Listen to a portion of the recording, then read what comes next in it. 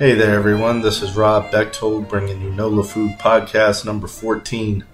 Today on the show, we have John Smith from Tin Roof Brewery, and we also have Chef Cam Boudreaux from Killer Po' Boys co-hosting with us again, which is always a pleasure. I'm happy to announce that we have a new pop-up at Toop's Meadery this weekend at 845 Carrollton Avenue. We're going to be there from 11 till sold out. It's right on the way to Voodoo, so come get some good barbecue and some great cocktails. The Toop's Bar will be open. And we are going to have a grass-fed smoked two-run farm hamburger I'm doing. And I'm going to have a little tomato bacon jam with that. We're going to have all your favorites. We even got some ribs. So y'all come early and support local businesses out there that need your help, like myself. I would really appreciate it. After the couple of weeks that we've had, I could really use the business. So take this as a heartfelt plea to come taste my barbecue. It's going to be delicious. As y'all know, I put my heart into it, and I enjoy every opportunity I have to be able to go out there and to serve New Orleans. So this is a great opportunity, man. Dan Isaac Toops has given me, and I don't take it lightly. I'm coming swinging for the fences. So if y'all want to taste some of my best, y'all come out there Sunday from 11 till sold out. So come out there and get some. The ribs this week are jumbo ribs. They are huge. So y'all come taste these monster dinosaur ribs. I'm gonna put a lot of smoke on them. I got some nice apple wood and some other woods. I used a little pecan in there also, and a little bit of hickory. So y'all come out and taste my wares this Sunday, and I really appreciate it. Remember House of Shock? This is their last weekend.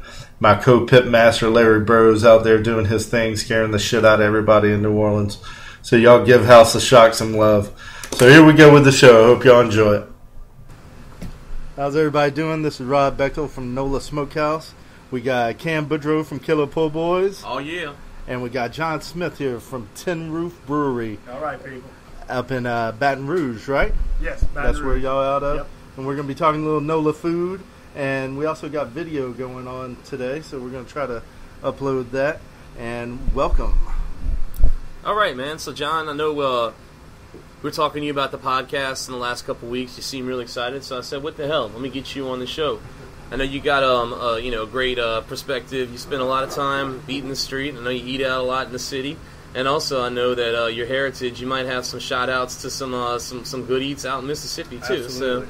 So, I don't know. Let's get started. Why don't you just give us a quick little bio and tell us about what you've been doing with Tin Roof. Okay. I come from a beer background, about 6 years. I've been with Tin Roof for about 2 months.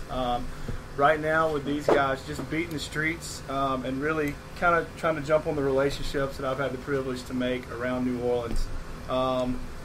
Quick background on Tin Roof. It's we're about 2 years old. We're actually quickly approaching our 2-year anniversary. Ah, cool. So growing very fast, which is a good thing. 2 guys that were buddies grew up in Natchez together. One went to Ole Miss, one went to LSU.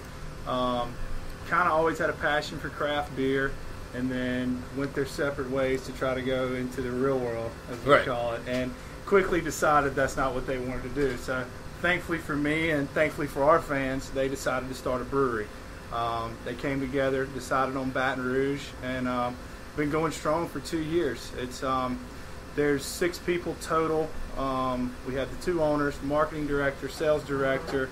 We have 2 brewers, and then we have 3 guys that also help us out in the warehouse, keeping everything clean. So y'all are really small operation. Very small at this operation. Point. People, I think that's the what surprises people the most is how small we actually are. Okay. And then Rob, you pointed out some stuff you had heard about some of their more artisanal beer making practices. Y'all don't use any computers. Everything's hand stirred and done. Nice. Y'all don't have robots turning valves. Y'all are really absolutely. Y'all are really doing the damn thing. There ain't no Futurama out there. Right, exactly. That's the beautiful thing, I think, with the craft beer movement. Coming from big beer, mass-produced beer, which isn't necessarily a bad thing, but going to the other side and really seeing that and diving into that is a really special thing. I think that the product speaks for itself, and the people that taste it and love it, I think they'll tell you the same thing, that a lot of love goes into it, and I think that's evident in the product and what we have so far. So we're very excited. It's a beautiful thing. The movement's finally here, and not only are we excited for Tin Roof, but really all the other breweries around. It's great to finally see that the South, as slow as we are, is finally embracing this movement that's here, and it's here to stay. I don't care what people say. It's happening. It's happening fast, and it's a damn good thing, and I'm thrilled to be a part of it. Cool with that I like is when you start getting into the seasonals, like people start looking like, the biggest example might be Avita Strawberry. But what's this strawberry coming out? Right. But, some of the local guys, you guys and NOLA, I know have been coming out with some cool seasonal offerings that, like, people can get excited about, Right. and it's, look, like we said, we're small guys, me and Rob with the Killer Po' Boys and NOLA Smokehouse, and we're like, as many people are out there making handmade food cooking, that's better for us, because that just means people are going to eat out more often. The competition is nothing if not friendly, So. Right, exactly. And with some of the seasonals, we had the summer, we had the watermelon wheat, which people either really, really loved it or kind of turned their eyebrows up a little bit. But the thing about the people that really were unsure, I think they were looking for a sweeter type beer. And the beautiful thing about the watermelon is that for every batch we use 30 pounds of seedless watermelons, and it's hand mashed to go into the fermentation process. So you're getting no bullshit, no corn syrup, none of that. You're getting just regular ass good watermelon. I found it very clean. It was very dry to start, and then it finished off. And that's the impression that I got. It was going to be like the strawberry beer or something like that, where it was going to have that real sweetness, and it really didn't. And I respected that. I thought that was great, because you could get the dryness and the crispness of the beer and also taste the watermelon. So I thought it was very well managed in how you put the watermelon in there, because it could have just been slam over your head. Right. And I didn't feel like it was that way at all. We're excited about the watermelon. We've got some good things to come with it next year. But right now, I know Cam, I've been telling Cam for 2 weeks I was going to get him a growler of the coffee porter. Yeah. Our coffee porter is smashing it. We're really excited about it. That's nothing but just from pure excitement to say that. It's we thought it was going to be really good. We actually were at a grocery store tasting with New Orleans Coffee Company with Cool Brew, does a little small shot coffee. And they said, if we give you some coffee, will you make a beer with it? So we made it and kind of let people taste it, and everybody was like, damn, that's awesome. So we just kind of, light bulb went off for winter seasonal. Used their mocha and their French roast, and it's a really, really good, you get some hints of dark chocolate with a nice clean coffee finish. So we're excited about it. A lot of stuff you can do with it. Cam said he was going to try to throw something. Yeah. Throw it on something. Well, the cool thing too, he told me about the coffee porter, is that you can still gives you the little wake up too. It's still got a little caffeine in it, man. So I think that's great, right? So, but yeah, we wanna throw in the cook with it. We're always cooking with booze here at Killer Po' Boys. So the more the merrier. Try out, see what we can do with it. I don't know. Who knows? Something great might be born. What beers do y'all have all the time? All the time we have the Perfect 10, which is our amber. It's good stuff. We've been focusing a little bit on some of our other things to try to grow them, because it really took off in New Orleans. It was kind of our flagship, went very well, and we kind of decided to go a couple more routes and get some more things going. And recently, I hadn't had it in a while, honestly, and I went back to it and was like, damn, that's a good beer. It's more of a West Coast style. We use 4 different kinds of hops in it, so you're getting a little bit more dry, hoppier amber, which is unique in this part of the world. A lot of them are just traditional.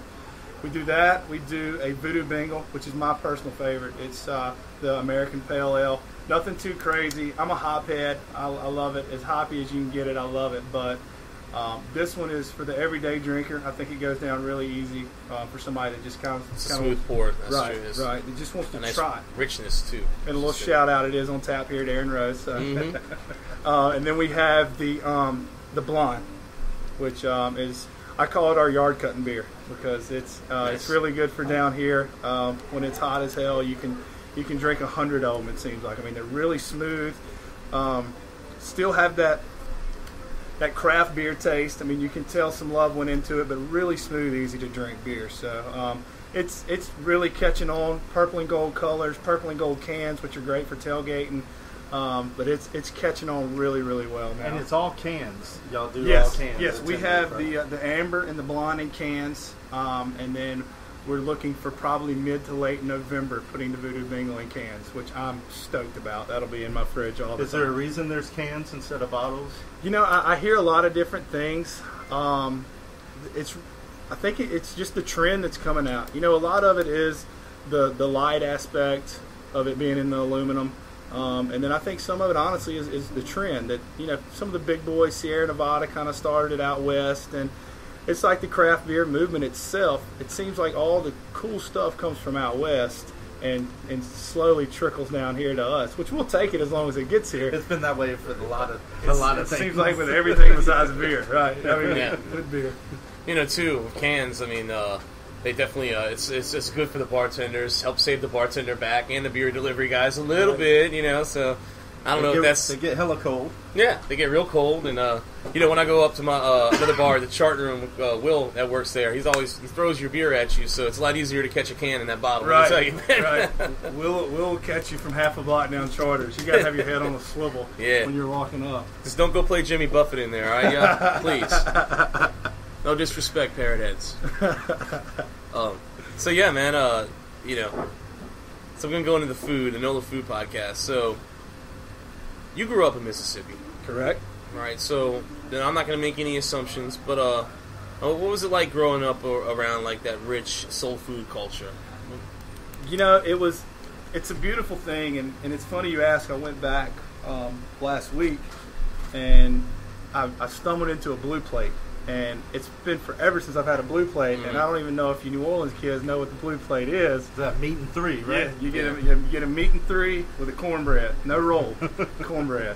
I mean, we're aware of Mississippi, you know. So and I'm not knocking down here. Don't get me wrong, I love it. But growing up there, you know, my mom, bless her heart, I'll put her against anybody. I've always said she should start a restaurant. She spoiled me in the soul food category. You know, I look forward to Sundays because I knew I was getting her best.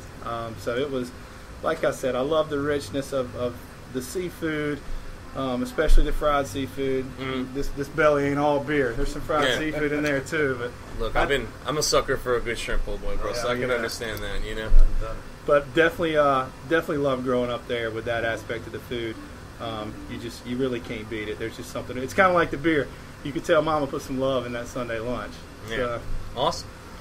So, what do you end up eating when you're in town? Like, where are you eating right now? Tonight. If you're going out to eat tonight, where you eating? I'm lucky. I was uptown for 2 years. I've been in Mid City for about 2 years, and I got to give a shout out to my man Scott over at Katie's. Okay. Katie's is he's really got it going on, man, and I couldn't say it about a nicer person, but his food, man, I haven't been let down yet. I mean, that's by Liuz's, right? Correct. Okay. Correct. Off of Bienville. Off of Bienville.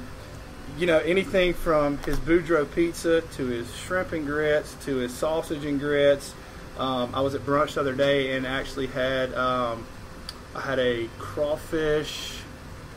It was some form of crawfish pastry. Okay. It was all homemade, 4 different types of cheeses. Scotty loves his cheese over there with some onions and a homemade jalapeno sauce. It was just killer, man. What's on the Boudreaux pizza? I ask because I am a Boudreaux. The Boudreaux, he does. Do I get it for free if I go there? Or? You probably have to show an ID. Yeah, show an ID. Yeah. The Boudreaux's got a little bit of fixings, but the main thing is the pork and the garlic is the main two that hits with me. You know how I feel about my pork.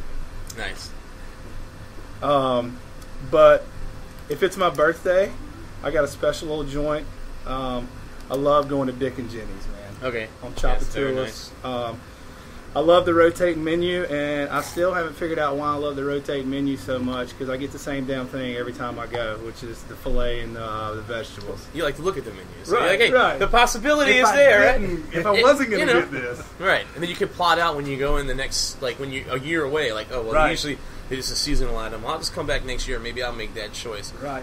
So, that's my two. I was a big, when I lived uptown, I really love Kyoto. Okay. I love their sushi. I lived around the corner. So I was an intern and wasn't making anything for money. And I don't know still to this day how I ate at Kyoto all the time, but I managed. I have my priorities straight. Sometimes we find ways to finance the things that we love, and I too have I the love of good sushi, man. That's definitely something. I've got my own place that I go to for my reasons, but yeah, So if we want to go buy Tin Roof beer, I mean, I know you guys are in most major grocery stores, right? Right. A lot of bars down here. The trend is starting to grow on. Obviously, all over Louisiana. Yeah, I mean, where's the distributorship? Correct. We are out of all of Louisiana. We deal with mostly the Budweiser boys. We're with Mockler, Champagne, Southern Eagle. So anything they do, you can get it through them. But as far as here, we're, like you said, Rouse's, Winn-Dixie's. Just got authorized in Walmart's, which are huge. Oh, that's awesome. Yeah, man, that's good to know. It's really big. And that's, to go back into cans really quick, that's another great aspect suitcase, of that. Yeah, that's a great aspect, is really good for tailgating too, and Mardi Gras. So we're knocking two big parts of the Southern lifestyle out with Mardi Gras and tailgating with those too. So we're excited about the grocery stores. You know how I feel about my bars. I've been on the bar scene a lot. So I got to tell y'all, man, John is one of the hardest working dudes in the French Quarter. All right, rain, snow or shine, this man is out beating the streets selling beer, and I see him, and he sees me walking around all the time, and it's just great, to have that little community of people down here involved in dining and food, and no doubt. I know you've been trying to put in over there at our friends. We just did St. Lawrence. We did Caleb at St. Lawrence last week, and I know you guys, have got a lot of beer over there right now, which is, we'll always give them a shout out on the show. And man, I think it's great. I'm glad, you might be the first beverage person we've had on the show right now, right? So. We'll take it. Cool. We'll take it. So anything else you want to leave us with Tin Roof? Now, you said we talked about distributorship. Is there any random place that somebody just had to have your beer that you guys get them out to, maybe outside of the South, or has that happened yet? Anchorage, Alaska, I don't know. It's I try to treat my friends back in Mississippi. I try to get them some growlers when I go. We're working on growth. There's a fine line between getting too big when you're not ready. So it's tough to do Anchorage, probably. Right. But, slowly but surely, I think our name, our beers, our marketing, I think it speaks for ourselves. Our love is the South. We're all Southern kids. Cool. So we're going to focus on the Southern states first. And we're going to do that to a point where we feel like we can best give them our best product. So we're not going to rush anything. We're going to get there when we're ready to give them the best that we got. Yeah. We're excited. Probably go due east, pay some homage to our home state, and go from there. And what you go? I know that you went to Southern Miss. Correct. Okay. Yep. I know that throughout the South. I mean, obviously New Orleans is its own little thing, and you hear that's dumb comment like the place in between. They call it Gulf Coast, the place in between, or maybe the whole state, the place in between Mobile and New Orleans. You hear, but in Atlanta now, down here, I mean, there's so much really cool chef-driven stuff coming up, whether it's really ultra-fine dining, bar kitchens like we're doing, kind of pop-up stuff that Rob's been doing. Is there anybody really hitting it hard in Mississippi that you've taken notice of on any trips home yet? There's a really cool bar in Hattiesburg called the Keg and Barrel. It's been ranked, I think, 3 years in a row, one of the top brew pubs in America, top 100, which is huge. That's not a lot to recognize, and to go 3 years in a row, it's big. Besides being great people over there, they have a hell of a lot of good beer, and they have some great food. Full menu, anything from chicken and waffles to a smoked turkey sandwich with Granny Smith apples on raisin bread that they smoke in-house. All right, so they're doing handcrafted food in the brew pub environment. And then they also do some app type stuff, but it's really kind of paying homage to the South. Fried green tomatoes, not your typical bar food, but really do it well. And then, I'll give a shout out now to my two favorite places there. They're traditional restaurants, but there's a place in Hattiesburg called Conestoga Steakhouse, right on Highway 49. Just off of campus, actually, that is incredible.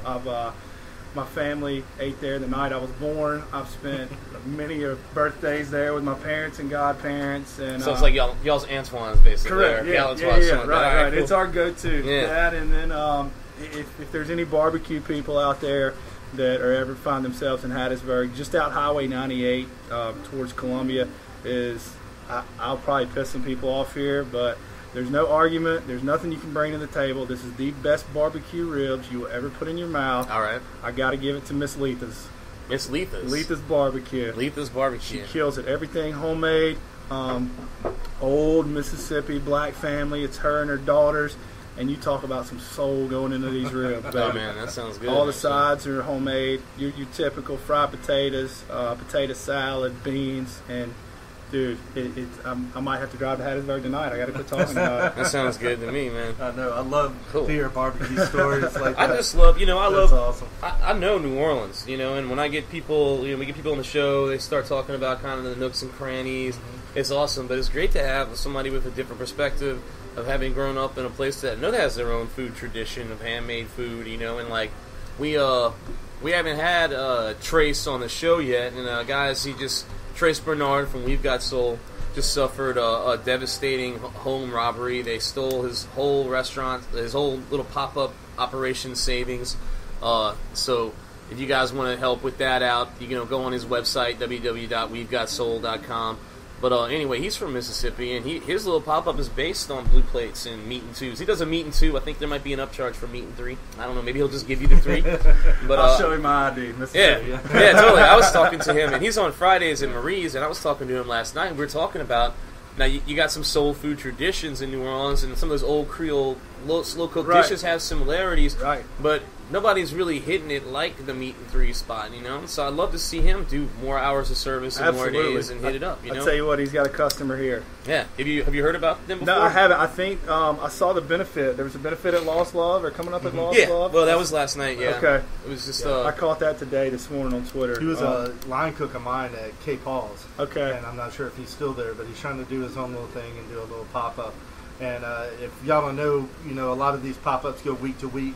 So him getting hit like that, it really affects him popping up the next week. So whatever we can do to help that man out. Yeah, he said he's committed. Give him some love. He said he's committed to doing next Friday, and I haven't been able to get down there because I'm usually got my head up my ass selling sandwiches down here at the Killer Po' Boys on Friday nights. But his normal hours are 6 to 2. Y'all should check him out. And like I said, that connection. I mean, wouldn't it be cool, man? Somebody really hitting that soul food tradition hard. Absolutely. And look, it's great, man. I love food of all different stripes. The more variety we have being served down here by people that care, like the more beer we have being made by people that care and show love, it's more for us, man. We get to try new stuff and eat and drink more, right? It's that whole NOLA food culture that, being conscious of your ingredients, being conscious of your customer, and really bringing the best that you can.